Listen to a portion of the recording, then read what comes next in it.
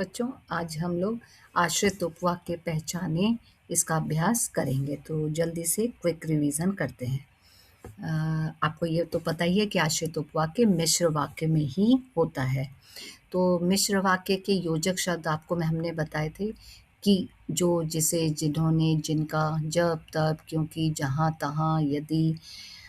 तो इन्हीं को अगर आप समझ लेंगे तो आप आश्रित उपवाक्य पहचानना भी सीख जाएंगे।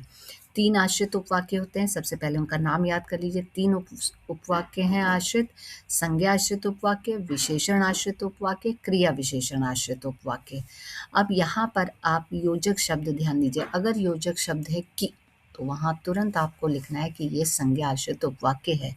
उदाहरण, जैसे मुझे पता है कि वह आएगा, तो आप तुरंत ध्यान देखिए कि लगा है कि वह आएगा। जहाँ योजक शब्द जिस उपवाक्य के पहले लगा होता है ना, वही उपवाक्य आपका आश्रित उपवाक्य होगा। तो कि वह आएगा ये आपका आश्रित उपवाक्य है। कौन सा है? संज्ञा आश्रित उपवाक्य। अगला है विशेषण आश्रित उपवाक्य।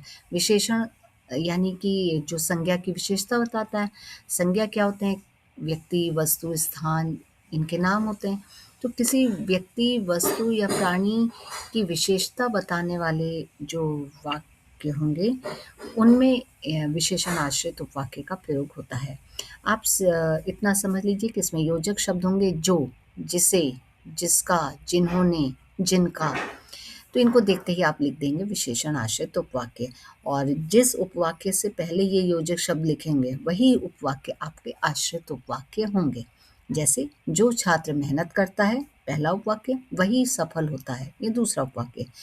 तो अब जोड़ करके इसको हमने मिश्र वाक्य बना दिया है। तो इसमें आश्रित उपवाक्य क्या होगा? जहाँ पे आपका योजक शब्द लगा, जो छात्र मेहनत करता है, ये आपका आश्रित उपवाक्य हो गया। कौन सा है? क्योंकि योजक शब्द है जो, तो विशेषण आश्रित उपवाक्य।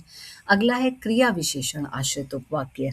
जब, तब, क्योंकि, जहाँ, यदि, ज्यों, जितना, जैसे, चूंकि, हालांकि, ये सारे क्रिया विशेषण आश्रित उपवाक्य होते हैं। और जिस उपवाक्य के आगे ये योजक शब्द लगे होंगे, वही आश्रित उपवाक्य होगा। जब वर्षा होती है तब किसान खुश होते हैं।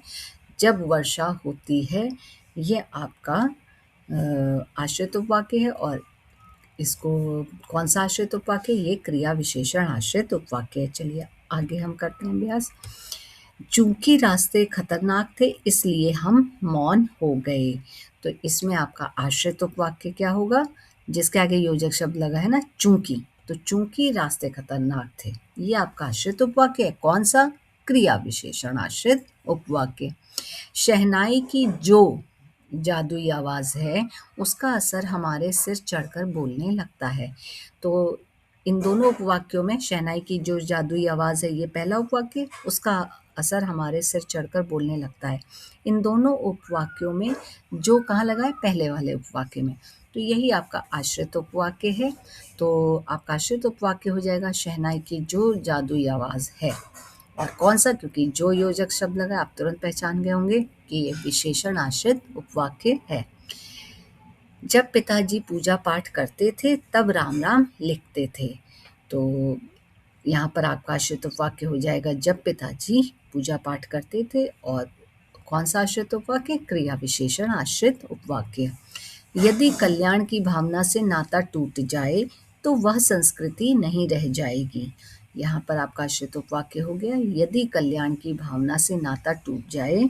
और कौन सा है ये आश्रित उपवाक्य? क्रिया विशेषण आश्रित उपवाक्य।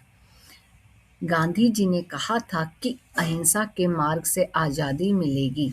तो यहाँ आपका आश्रित उपवाक्य हो जाएगा कि अहिंसा के मार्ग से आज़ादी मिलेगी। और कौन सा आश्रित उपवाक्य हो गया? ये संज्ञा आश्रित उपवाक्य।